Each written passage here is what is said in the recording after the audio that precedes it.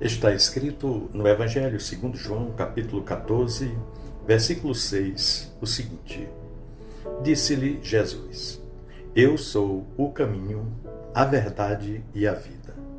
Ninguém vem ao Pai, a não ser por mim. Meu irmão, minha irmã. Para uma geração que corre sem saber exatamente para onde está indo, as palavras de Jesus no cenáculo não são apenas uma declaração de exclusividade espiritual. Não. Mas um resgate de identidade e um mapa de retorno para a nossa alma cansada.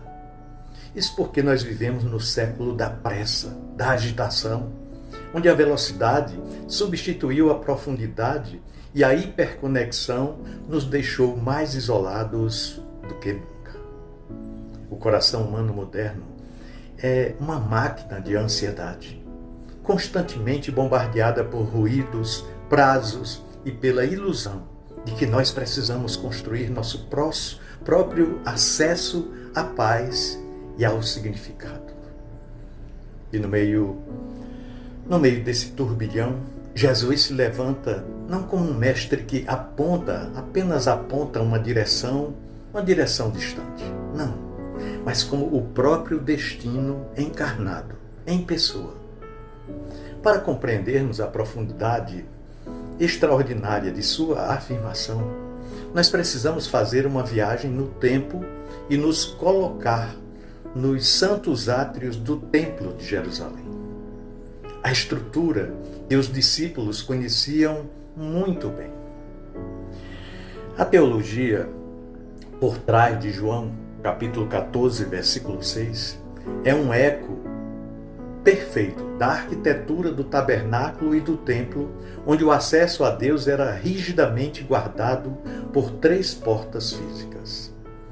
Ao se autodenominar o caminho, a verdade e a vida, Jesus Cristo estava de forma intencional e revolucionária se identificando como as 3 entradas que conduziam o homem de volta à presença divina, rasgando assim o véu da separação e oferecendo um antídoto exato e eficaz para todos os tipos de crises da nossa existência atual.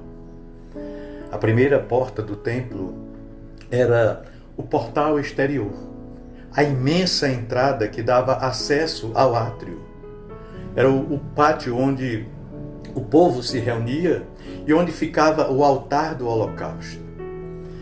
Essa primeira porta era conhecida na tradição hebraica pelo nome de O Caminho. Preste atenção, a primeira porta chamava-se O Caminho.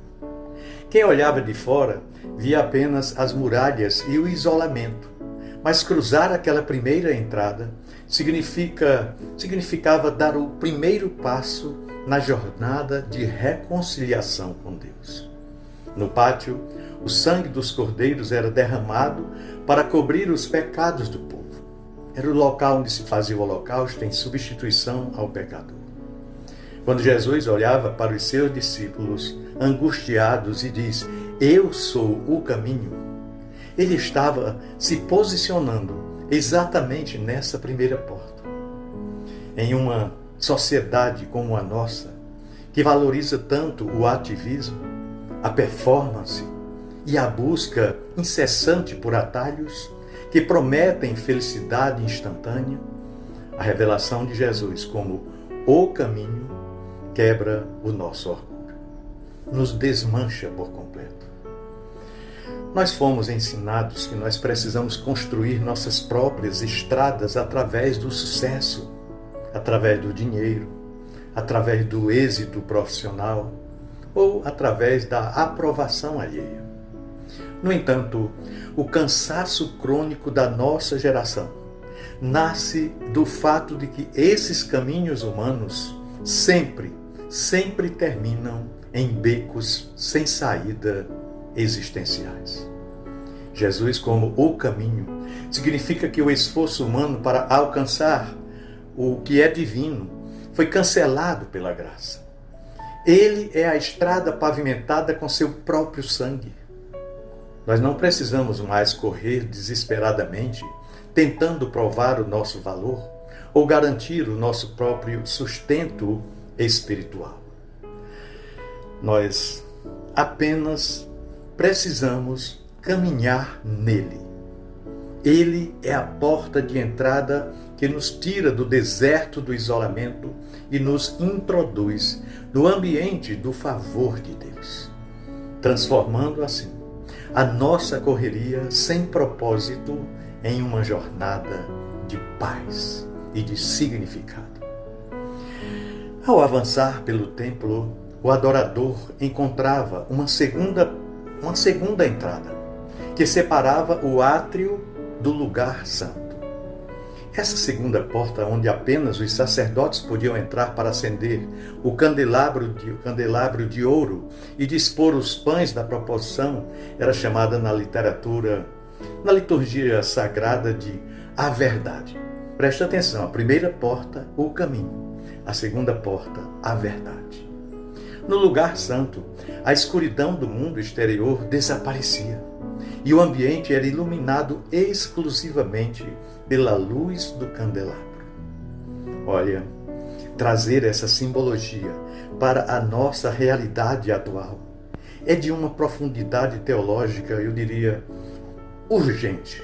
Sim, nós fazemos parte de uma geração saturada de informações, porém faminta de significado. Nós vivemos na era da pós-verdade, onde as narrativas são moldadas pelas conveniências, onde o relativismo dita que cada um tem a sua própria verdade. E isso vai gerando uma confusão mental e espiritual sem precedentes na cabeça de todos nós. A falta de um referencial absoluto nos deixou à deriva, nos deixou escravos das opiniões alheias e das crises de identidade, as crises existenciais. Quando Cristo se autoproclama a verdade, ele não está apresentando ali um conjunto de dogmas frios ou uma filosofia abstrata. Não. Ele está dizendo que a verdade é uma pessoa. Ele é a segunda porta. Ele é o lugar santo onde a nossa mente é desintoxicada das mentiras do sistema que domina este mundo que jaz no maligno. Entrar por essa porta significa alinhar os nossos pensamentos com a realidade externa de Deus, eterna, aliás, a realidade eterna de Deus. A verdade de Cristo nos liberta da necessidade de sustentar aparências nas redes sociais. Nos liberta da paranoia de sermos perfeitos e do medo do amanhã. Na luz da verdade, que é Jesus, nós descobrimos quem Deus realmente é e, consequentemente, quem nós somos dele. Filhos amados, perdoados e seguros. Por fim, lembre que Jesus disse que ele é o caminho, a verdade e a vida. Por fim, no coração mais profundo do templo, protegido por um véu muito espesso e intransponível para o homem comum, estava o lugar santo dos santos, o lugar santíssimo. Ali repousava a arca da aliança e a própria glória visível do Deus vivo. A terceira e última porta que dava acesso ao lugar santo dos santos, que na verdade era representada por aquele majestoso véu que guardava a presença mais íntima de Deus, era denominada de a vida. A terceira porta chamava-se a vida. Uma vez por ano, com extremo temor e tremor, o sumo sacerdote cruzava aquela barreira, levando o sangue da expiação. Cruzar aquela terceira porta significava tocar na imortalidade, tocar na plenitude, na essência da existência que não conhece a morte ou a corrupção. Ao bradar, eu sou a vida, Jesus está, na verdade, declarando que ele é o cumprimento definitivo daquele véu. Ele não apenas nos limpa do pátio como o caminho, Ele não apenas nos ilumina no lugar santo como a verdade, mas ele nos introduz na intimidade radical com o Pai como a vida. Eu sou o caminho, a verdade e a vida. Para a nossa geração, que confunde estar vivo com apenas existir, essa afirmação é o sopro de ressurreição que tanto necessitamos. Nós corremos tanto porque temos um medo profundo de perder tempo, de perder oportunidades, de ver a vida passar pelos vãos dos nossos dedos. Nós gastamos a nossa saúde tentando comprar segurança e vitalidade, porém, terminamos a nossa jornada com a alma vazia. Que tragédia! Jesus nos mostra que a verdadeira vida não é medida pela quantidade de tarefas que nós executamos ou pela quantidade de bens que nós conseguimos acumular, mas pela qualidade da nossa comunhão com o Criador. Ele é a vida que vence o tédio. Ele é a vida que vence o desespero e o medo da morte. É uma vida que transborda, que nos dá a capacidade de descansar, mesmo no meio da tempestade, e de encontrar contentamento nas coisas mais simples da vida. Porque a nossa herança está garantida na eternidade. Portanto, meu querido irmão, minha amada irmã, quando nós juntamos as três portas na pessoa de Jesus Cristo, então compreendemos o ápice do seu sacrifício na cruz. No momento em que Jesus deu seu último suspiro, o Evangelho nos relata que o véu do templo se rasgou de alto a baixo. Aquelas portas litúrgicas que antes simbolizavam separação e distância por causa do pecado do homem, elas foram unificadas e escancaradas em um único ato de amor.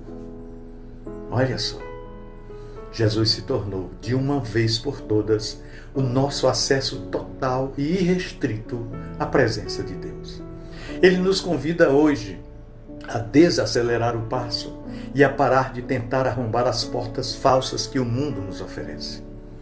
Não há necessidade de vivermos exaustos, cansados, em busca de um rumo, confusos em busca de respostas ou vazios em busca de prazeres efêmeros. Em uma única frase, nosso Senhor Jesus Cristo nos deu tudo o que a nossa alma clama, ou seja, uma direção segura na sua caminhada, uma certeza inabalável na sua palavra e a plenitude da eternidade na sua presença. Que nesta geração tão agitada em que nós vivemos, possamos encontrar o nosso repouso nele, cruzando diariamente as portas do seu amor, sabendo que nele fomos plenamente aceitos e trazidos de volta para os braços do Pai. Por isso ele conclui dizendo: ninguém vem ao Pai a não ser por mim, somente por ele. Pensemos nisso. No amor de Cristo. Amém.